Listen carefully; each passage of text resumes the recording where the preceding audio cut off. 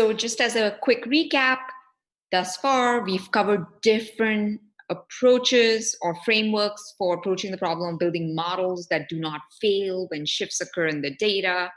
On day one, we spoke at length about why this is such a pervasive problem. It's everywhere. We spoke about several different forms of these ways in which manifests in the data. And we gave many, many practical examples. And then yesterday, we covered these different frameworks like reliable learning or invariant risk minimization or bounded distributional robustness, which are each coming at this problem in slightly different ways. We compared the benefits of these different frameworks in terms of the quality of the guarantees, the types of stability they're trying to impose, and the degree to which they give performance models, and performance is measured using accuracy and consistency of output. And so near the end, we started talking about, we need a framework. So there are many, many more algorithms being written that fall in this genre now. And one of the big challenges is it's very hard to currently compare them with regard to their stability accuracy trade-off. So what we mean by that is to what degree is this algorithm stable, and to what degree can I get guarantees on the kind of stability I'm able to impose with it? And then the second axis that we often care about is, well, we want certain stability guarantees, but we also want the algorithm to be accurate or performant. And so if they're not very accurate, we're stable but not very accurate, that's not very good. And so how do you can we analyze analyze algorithms from a stability accuracy trade-off point of view? And there isn't a sort of a clear way to do that yet. So can we analyze these different classes under the lens of stability accuracy trade-off? Turns out there's a graphical edge-based framework for analysis, which could be one type of approach for resolving this gap. And so we'll review the idea today. So to talk through that, no matter what data set you have, no matter what application you're tackling, there's always an underlying data generating process that's driving the data generation. And that data generating process can be represented using a graph. So many times in machine learning, there's a misconception that when they're solving a machine learning problem, is it a problem that is a problem about graphs, or is it a problem that doesn't involve graphs? And so just to clarify, pretty much no matter what data set you have, no matter what domain you're tackling, there's almost always an underlying graph. There's the question of the degree to which the graph is explicit in your head and the degree to which the graph is given to you. Now, in the previous, like yesterday, we spoke about how you could learn these graphs from data, and then you could start reasoning about it. You can also interact with domain experts to get access to it. Now, in order to be able to use this kind of a graphical perspective to start reasoning about the stability, accuracy trade-off that these different algorithms are striking and how they compare with respect to the stability accuracy trade-off, turns out you don't need access to the true graph for a problem. You can just theoretically reason about it using a graphical perspective. And so here's intuitively how you think about it. So the first thing is, let's say there exists a graph that defines the data generating distribution. Now, the guiding principle here is one of minimal deletion, which is, given a graph, you can talk about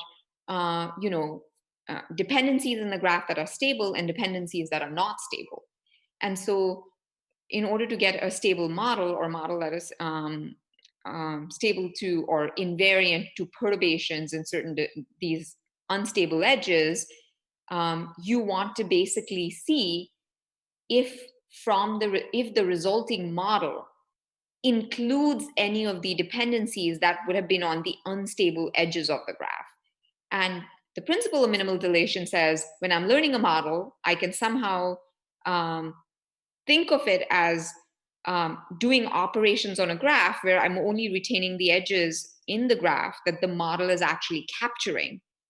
And when I look at this graph and I look at the resulting edges that the model captures, I want to delete only those edges that are unstable or that cause shifts. So in other words, I want to retain, if you remember previously, we had sort of this notion of, a given graph and the notion of stable and unstable edges, where we talked about stable edges in black and unstable edges in red. And then the concept here was we want to retain as many of the black edges as possible, and we want to, remove all the. In fact, I'm going to copy this here so you have sort of an example to look at, right? So that's basically what this concept is telling you, which is when you're learning a model, effectively you're doing some graph transformation. And the resulting model, you can think of it as how many of the black edges does it retain, and whether it deletes all the red edges or not. And then minimal deletion from an optimality standpoint is we will only want to delete all the red edges, right? That would be optimal. We've captured as much stable information as we could, and we've deleted as much of the unstable information as we could, right? So that's intuitively the whole graphical perspective. And so now if you get that, you're good. And like everything else from here is details. Like how do we go about actually implementing this framework in practice? So in order to compare different methods, you can then ask the following question. Which parts of the graph or distribution are they learning? What dependencies or what edges are they deleting? Are the things that they're deleting stable or unstable? And the degree to which the deletions that are being made, if there are a lot of stable distributions, that will impact the accuracy. If there are lots of unstable distributions being kept, that will impact the stability of the resulting model. And therefore, you can reason about the stability accuracy trade-off. Now, another thing that's interesting about this perspective is this now directly allows you to define new algorithms that directly relate learning to graph transformations. Because you can now just think about it as, can I, in general, define these new algorithms that delete all the red edges and keep all the black edges? And if so, what are my tricks or what are my operators for doing so? So far, so good. So here, we're giving you, 3 different classes of common operators people have studied, and turns out they can be kind of arranged in a hierarchy. And I'll give you examples of algorithms that fall under each. So the first one called conditional, second is interventional, third is counterfactual. For a second, don't worry about the names. The more important and interesting thing to think about here is the following, which is the estimators or the models estimated at level n of the hierarchy, which is level n distributions, have the same stability as distributions at the level below. So like below means at a lower level. So distributions at level 3 have the same level of stability guarantees as distributions at level 2 and level 1. In other words, they're as stable and they're not compromising on stability. However, distributions at level 3 have higher accuracy. So what that means is in practice, you want to be able to build algorithms that take you further down, like increasing levels of hierarchy, right? So you want to have the same stability guarantees, but higher and higher accuracy. So with that in mind, let's walk through a few examples. So let's start from one that is very commonly used, and it's at level 1 of the hierarchy. So it guarantees stability, but it compromises on accuracy. But it's very, very simple to implement. So the idea for level 1, this is called graph pruning, a very easy to implement approach. What it does is, let's say you were given data, and in your data, you had the following variables you were measuring: y, v, w, x, and z. So don't worry about the graph yet for a second. You just have a data set, and that data set is measuring 5 different variables. And your target variable is y, your input variables are v, w, x, and z, and you're trying to make a predictor or a model based on v, w, x, and z. Okay? So effectively, what graph pruning does is to identify the maximal set of features on which to condition so that the resulting model is stable. So I won't tell you how I got there, but in this example, or I'll tell you shortly how I got there, but in this example, just believe me that the output of graph pruning would be that it would only retain the dependency between v and y. So in other words, if we were to use the full model, y given v, z, x, actually w here is dotted, so it's missing. So I'm going to remove, so you can't condition on something that's missing. So in the full model, which is your naive model, right? Like you just apply your favorite model to the input data, your full model would look like y given v, z, and x. And turns out this model is unstable. So you might ask, well, why is it unstable? Because when you look at y, there are all these, like just directly, this dependency between y and x is captured here. So very easy to see that this model is unstable. Now, turns out you might ask, well, is it good enough for me to remove x? And so you can slowly start removing variables and see what resulting part of the graph is left. And on that resulting part of the graph, what are this is sort of a really nice theoretical construct that I urge you to go look up after the fact. This is a take-home exercise, but this notion of determining active paths on a graph. So when you have a graph, you can use this concept of deseparation to study, between two nodes, whether there's in a graph there's an active path or not, and if there isn't any active path, then those nodes are deseparated.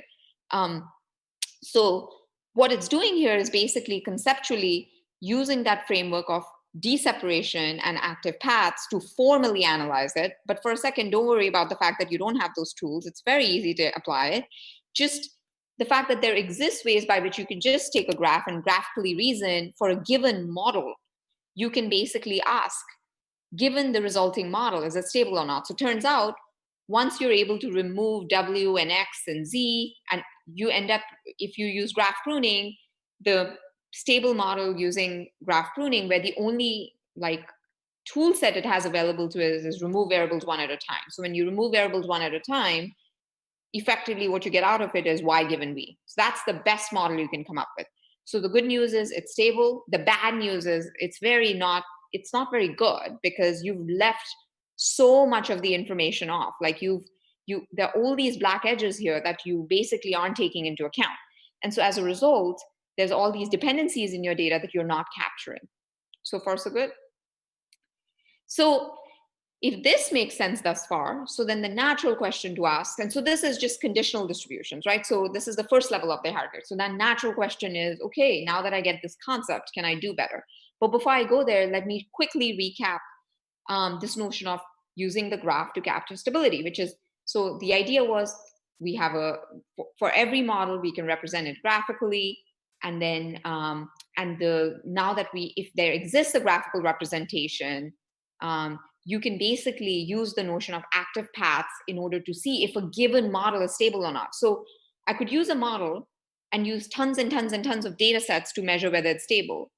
But the other super nice thing is that, well, if I could write down, candidate graphs or learn candidate graphs or just posit candidate graphs, then I can directly reason about stability just using the graph itself, which is important because getting data sets from many, many environments is a non-trivial task.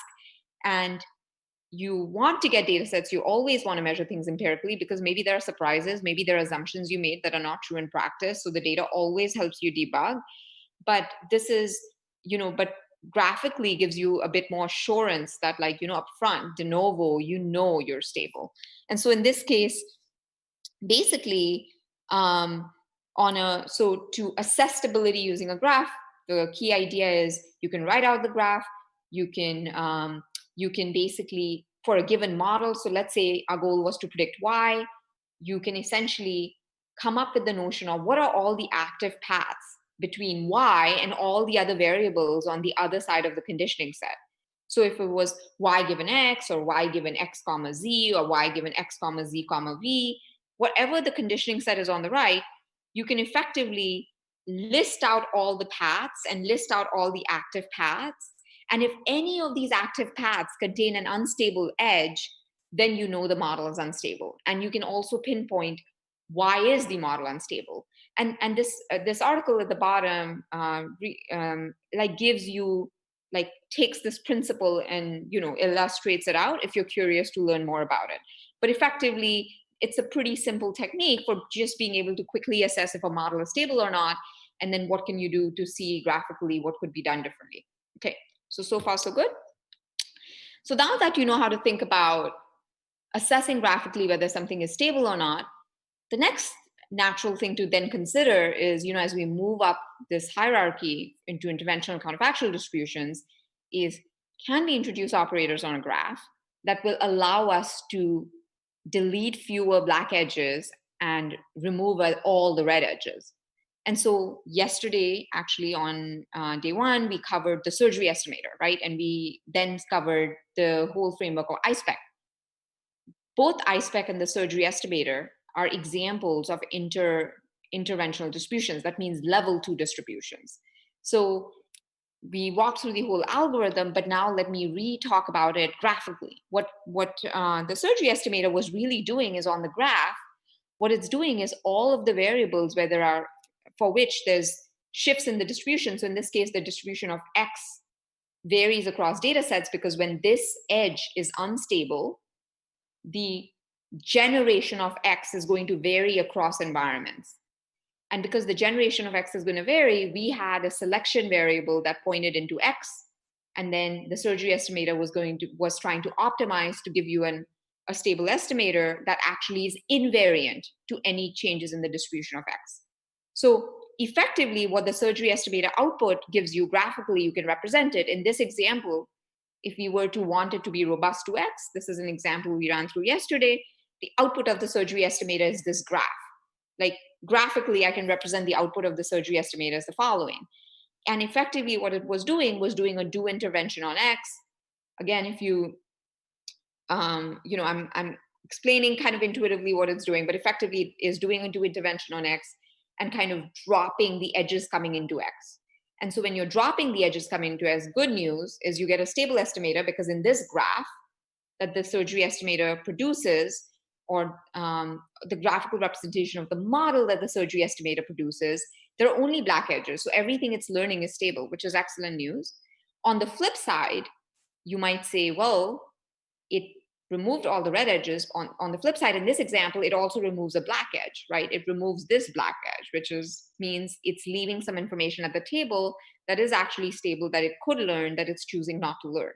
So in the class of interventional distributions, the surgery estimator is optimal, but the question is, could we do better? Like, is there a way in this example where we could keep all the black edges and remove only the red edge, right? So that's sort of the natural question.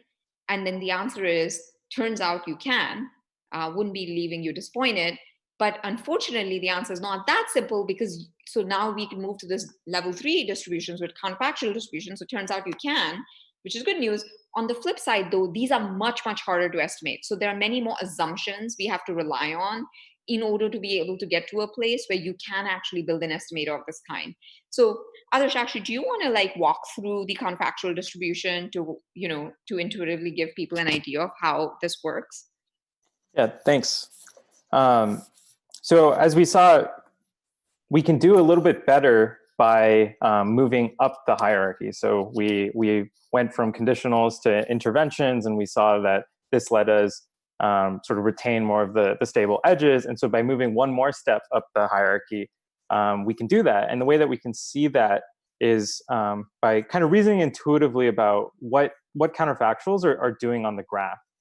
Where before we saw that with an intervention, because you're effectively thinking about setting the variable, that's what intervening means, you're deleting all the edges into it. But now what we want to do is we want to be able to consider sort of simultaneously multiple interventions involving the same variable. So that is, we want to consider kind of conflicting settings of variables that retain sort of separate pieces. So in the graph that's being shown here, we had this original graph that we've seen for this example. And before, when we intervened on X, what we did was we deleted all edges into it, and then essentially we're just keeping the effect of X onto Z. And so we can still do that. So here at the bottom, we're noting this intervention, and we're saying, I want to look at this value of Z had X been set to X. And so this bottom portion where we have the square or the rectangle X equals to X, this is sort of this is exactly the same as what we saw on the slide before, where we're saying the value that z would have had we set x to its observed value. And so this is this idea of this intervention on x. But the different piece that we're introducing here is at the same time, we're actually going to take that value of x that we had, and we want to consider, what would the value of x have been had sort of I gotten rid of y, had I, let's say, set y equal to 0. And so this actually corresponds to directly looking at that unstable edge, which is that edge from y to x, and saying, irrespective of what I observed in my data, I want to actually consider a counterfactual, this hypothetical value of x, which is what would x have been had the value of y actually been 0 instead of whatever it actually was in the data. And so that's this counterfactual notion of setting a variable to sort of a conflicting value in order to sort of preserve some of the information while changing parts of it. So we're sort of removing the information that we have because of the observed value of y, but we are still retaining the value that corresponds to w. And so in the next slide, I think that's made explicit by looking at sort of across these two alternatives, the surgery estimator, and then one method for getting counterfactual distributions is this counterfactual normalization. If we look with respect to the original graph, what we see is that the surgery estimator produces this due distribution, y given v, z, do x, that's stable. And it deleted these two edges, w to x and y to x, with respect to the original graph. But then with the counterfactual distribution, by considering the intervention on x, but then the counterfactual value of x under sort of changing or removing the effects of y, we get this counterfactual distribution where we consider this counterfactual version of x, so y given v, z under the observed value of x, and then this counterfactual x under a different value of y. That's also stable because note, we've deleted that red edge still, just like we did with the interventional distribution.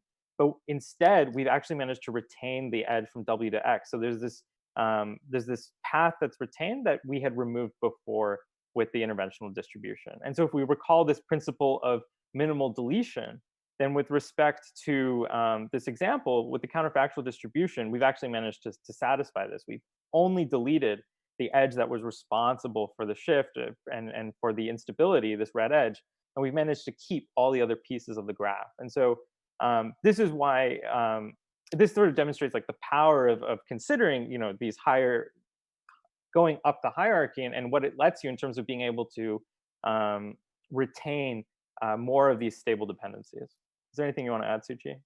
Yeah, I think this is great. Now, obviously, I think the main opportunity here is like this way of thinking opens up, ways to develop new algorithms, and in more complex examples, how can we generalize and how can we estimate, develop estimators that are at the highest level of the hierarchy in as general a setting as possible.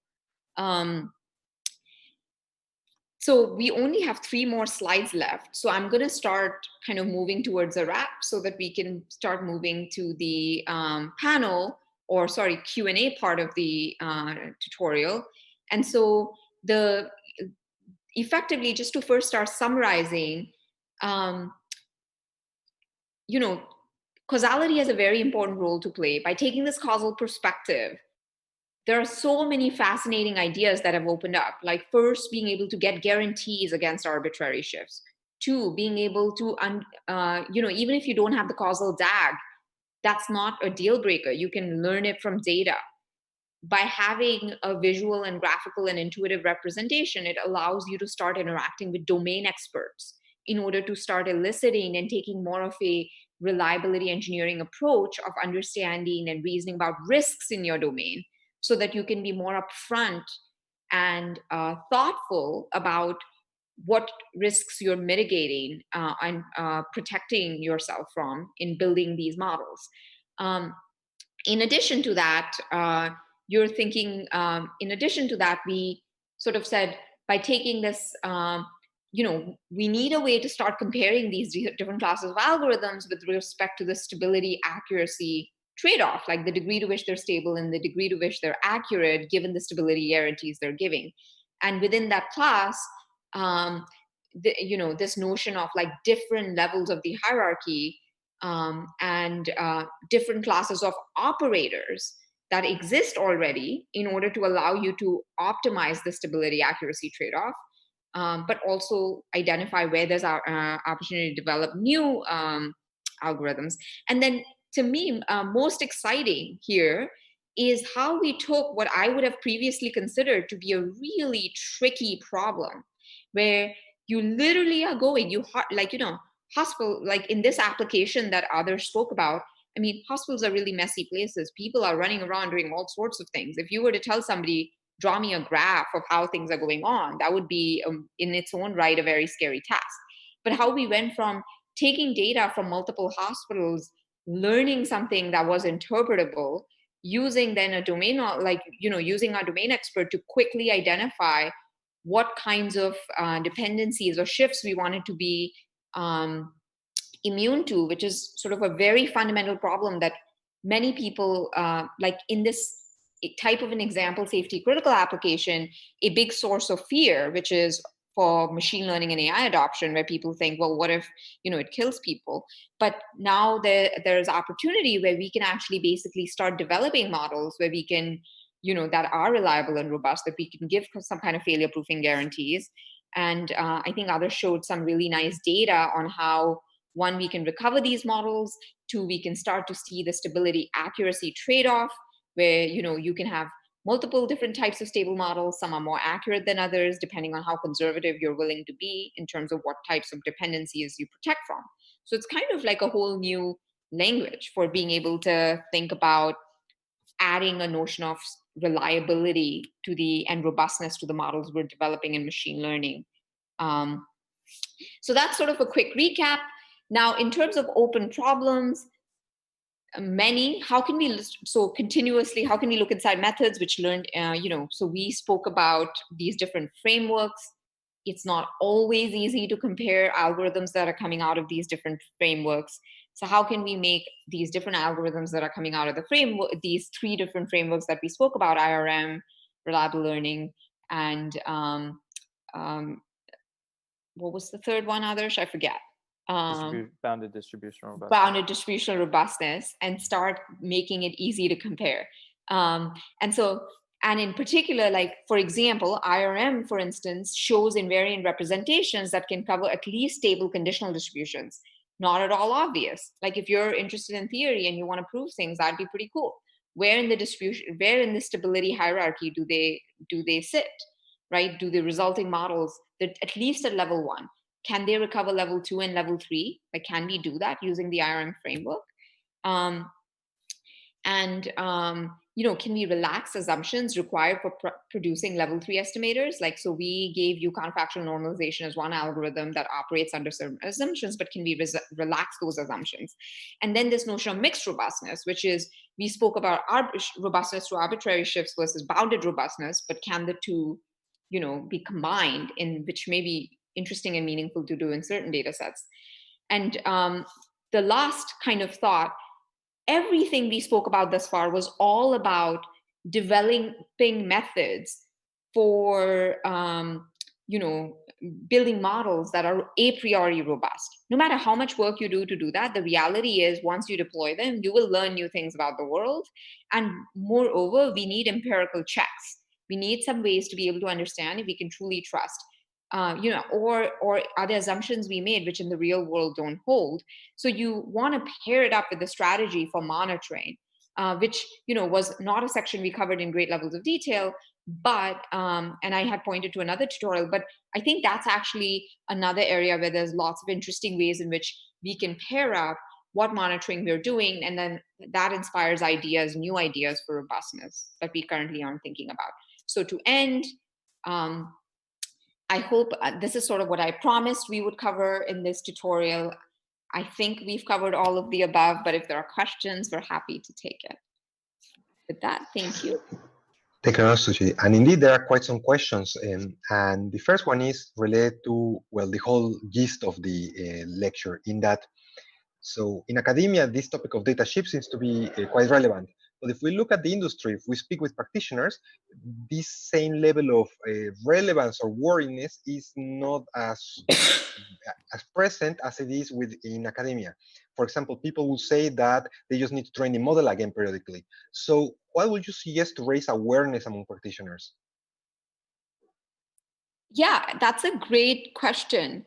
I think, to me, the way I think about it is I feel like the adoption of machine learning in industry is actually, in the last 5 to 10 years, it's ramped up very fast.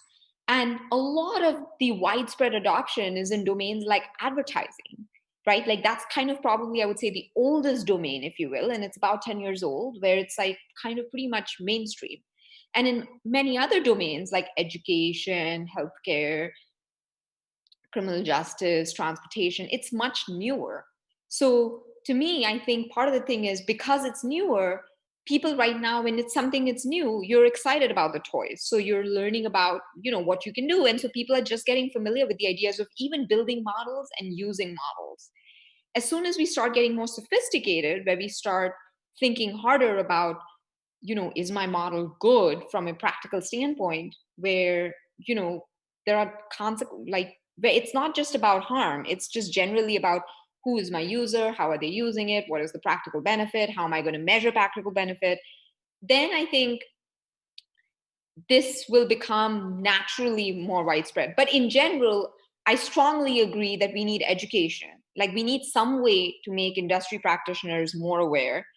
And right now, this topic is very much sort of like the topic of study by experts in the field, and not really something that many people who are not there isn't wide dissemination as such yet. In part because I think the ideas are kind of a little bit intricate and technically complex, and it's taken us, I would say, at least 5 iterations to get a deck together where we can start to simplify some of this language to make it accessible and not scary.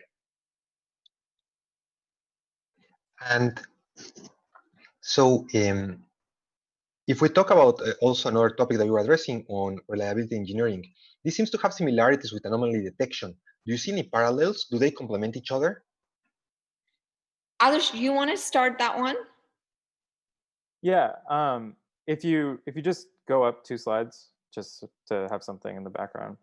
I think that's it's completely complementary, and it's super important because I think that goes along with this notion of monitoring. Like when you're on the fly and you have your model deployed and you're using it on sort of incoming examples, I think anomaly detection and just more generally, can we detect shifts as they're happening in the real world when sort of the deployment of the model is going to change how users are behaving. It's going to change, for example, the things that they're seeing. And so you're going to get all these sorts of things that make it look different than the data that you originally changed the model on.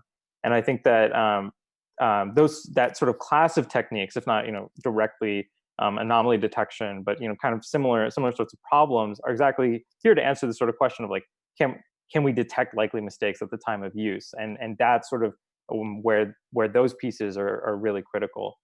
SUCHI?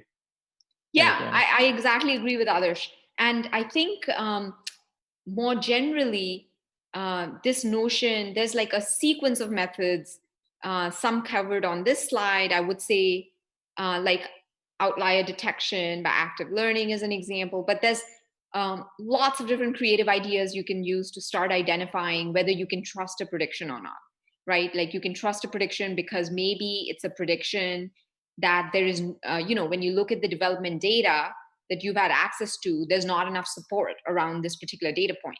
That's sort of one of the principles we've exploited to build something, and it's reported in this paper. Other people have looked at this notion of open concept detection. So Tom Dietrich has done this beautiful piece of work where the idea is there are multiple different categories, and the question is there a new concept or a new category we haven't even known about that maybe so it takes advantage of like the application area that we're building solutions for, and thinking about what are concepts in this area and then this notion of an outlier concept, and then figuring out, do I need to start building a model for this new concept? All the way to totally domain agnostic ways where people are just doing anomaly detection, using simple statistical methods around outliers. And so if we want to start doing research in data shift, what are our resources? There is, for example, a book on data shift in machine learning, but it's already over 10 years old. Is this still relevant? Are there more modern resources that you recommend? The funny thing is, I was asked this question yesterday, not during this presentation, but elsewhere. And as I thought more about it, what I actually realized, what makes machine learning as a field and AI as a whole as a field very different than some other areas of study or other research areas is ML and AI evolve so fast. Like the pace at which our state-of-the-art evolves is breathtaking compared to many other areas. And so because of that, I'm even reminiscing back to when I first started in the field. Like, I think state-of-the-art ideas aren't captured in books, and state-of-the-art ideas aren't captured using one paper. What I've actually found is that these summer school lectures is actually one of the best ways to learn about state-of-the-art. And if you can sort of take a topic area where there's sort of some cohesion around, what are the things that exist, how do they relate, I think actually I've found historically summer school lectures have done well. Obviously people are very rushed, we're all super busy, so when we're making these deck slides, it's a lot of work to put it together, but I think that's actually a pretty good starting point. That, or like tutorials that happen at big meetings. And I think there are, if you just Google for it, I think there are like now a couple of there are at least a few tutorials now on this topic that you can just sort of look up and start there, and then just follow the trail of papers, right? And that'll give you somewhat of a sense of what. And another reason why we have these open problem slides is so it helps researchers who are looking for ideas of where to go. These are some example areas to channel your energy. And what would you consider open questions in the field? So if one starts doing research, then what can be areas where the person can work on? I mean, I think the whole field, right? Like the fact that we just know how to train for accuracy and we don't even know how to, it's crazy to me that most people don't even know that when they're characterizing a model, they have to think about not just accuracy, but also robustness and stability and reliability. Like the fact that we don't even think about that when we're deploying models that have consequences is itself a crazy idea. So think of it as like we spent 2 decades figuring out how to just learn from data. Now we can, to me, you're at the start of what's a whole arc. This whole arc is all about building models that are not just kind of memorizing whatever you can from the data, but also has some kind of robustness, reliability guarantees of some form. And so the good news is you're at the start of it. When from an open problem perspective, there are open problems everywhere in terms of how to measure it, how to diagnose it, how to figure out whether it's real or not, how to guarantee it, how to study and compare algorithms that are doing well, how to make it, how to even educate the field by finding application areas where you can show that these novel classes of models are more performant and more important to deploy.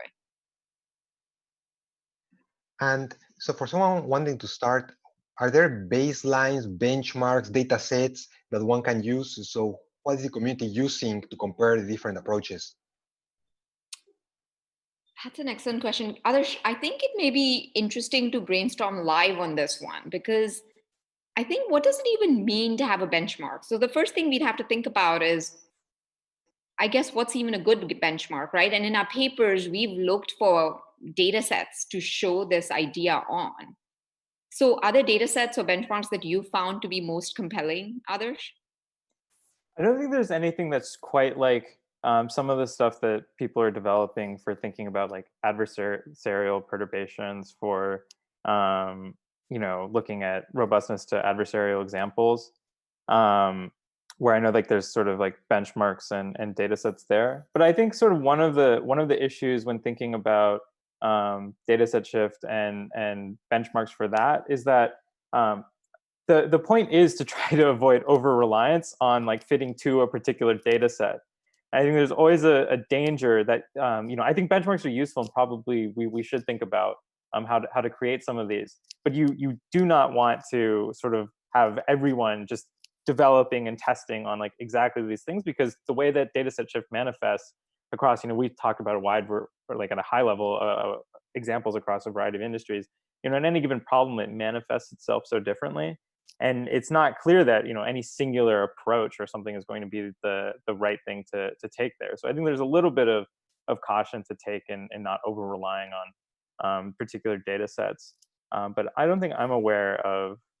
Typically, people take a data set and try to split it up or resample it in some way to try to simulate or create shifts, and then evaluate it on that. And I think that's been the most common evaluation technique that I've seen.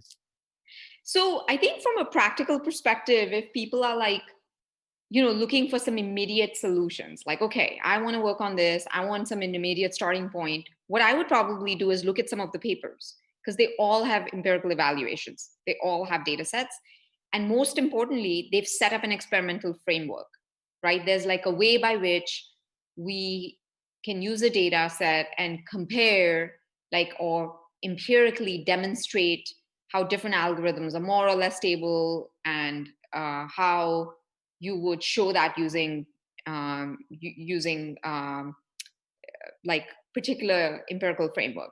So that's sort of the very immediate suggestion if you want to be like just productive and you need a solution to it. The second thing I want to add is I actually think that this data set shift it's very important. I don't think the theory is too hard, but I actually think that it's more important to understand in this scenario and for algorithms, the kinds of guarantees we're giving.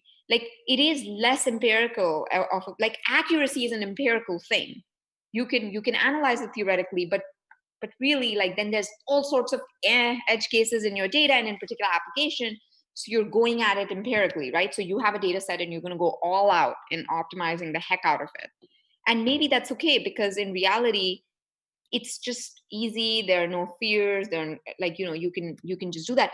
I think when you're doing reasoning about reliability, stability, you actually care about having some kind of failure proofing. You care about this notion of generalization, which means by construction, it's less about overfitting to one or two data. It's much more about fundamentally, is it robust? Fundamentally, can you guarantee that is true? So one thing, so that just means to say that I think here empirical proofs are very helpful, but theoretical proofs are even more comforting and probably more valuable.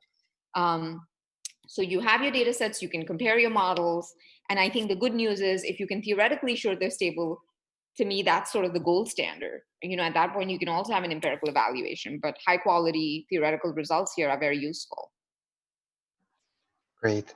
And so if we go back to the topic of causality and all these causal graphs that were discussed on the sessions, so most of the do calculus seems to be done on toy examples. Are there already industry applications using it? So I think others showed a very nice example on what is like a very widespread application. Like, one of the reasons we took on that application was because we were seeing tons and tons of practitioners who were building models on it, but aren't exposed to these concepts. And so the idea was to demonstrate how you could take what is a pretty seemingly complex example and apply the ideas to it. Again, everything in this, if you noticed on the deck, is almost every paper cited is, between the period of 2017 and 2020, which means you're literally at the leading edge of what is machine learning at this stage, right? So in order to be very successful in also tackling industry applications, you also have to, you have to know the theoretical concepts, you have to be able to implement it, you need to know your domain, so I think this is like imminent. The application of these is imminent. And like, again, in healthcare, which is a domain I know really well, where there's so much need for these ideas, we've taken this and applied it. And it's super exciting to see what the results are.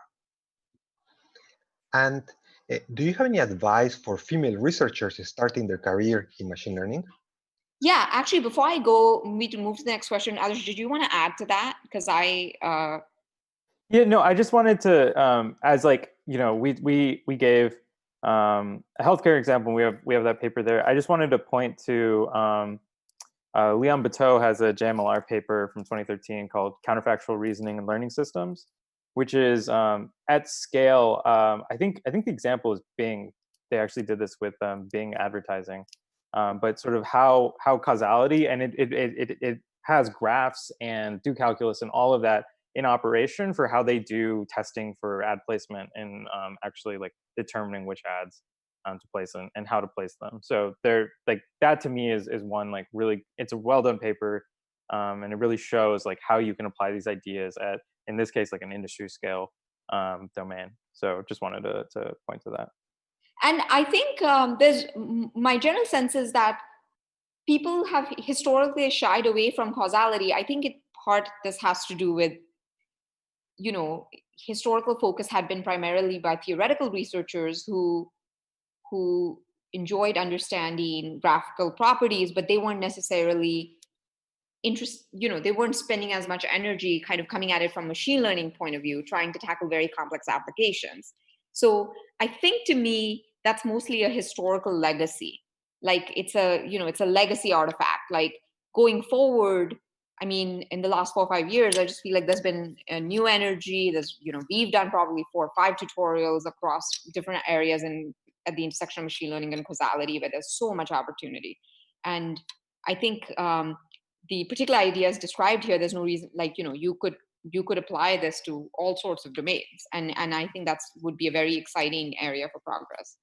Moving on to the next question, Rodrigo. You said, do I have any advice for female researchers? Is that correct? Yes, correct. Yeah. Well, I guess I just think of advice for young researchers, but maybe I'll just think of it as advice for young female researchers, which in some sense is just advice for all young researchers. Is this field is kind of daunting. I remember when I first started, I got my start pretty early. So I was, in a way, when you're a kid, you tend to be more fearless and you have more confidence in whatever you want to do. But I definitely remember at some point as I got older, there was a period in my life where I was like, oh my God, this is daunting. There's so much going on. It feels like it's going to take me forever to learn anything and everything and to be productive.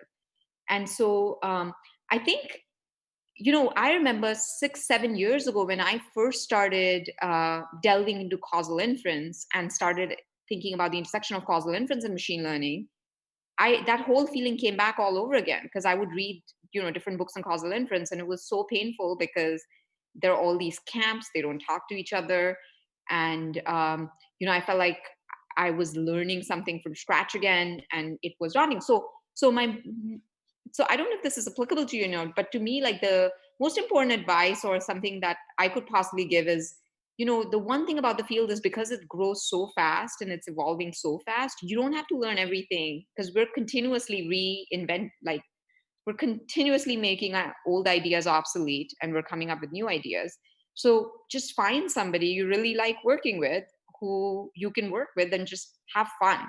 Like, just go learn about things, try to be productive. It's not trying to learn everything, just trying to learn things where you think there are interesting problems to explore, interesting problems that excite you, and then find people you might enjoy working with, and work with them. I mean, that's really how I got into the field, how I grew up in the field, and I found to be the most productive way to be engaged in the field.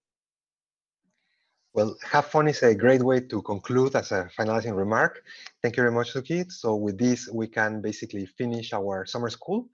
And it has been great that you could participate and over these past days. Also, thank you very much, Adarsh. So great that you're so knowledgeable. And yeah, so I am sure that there is still a lot to be done.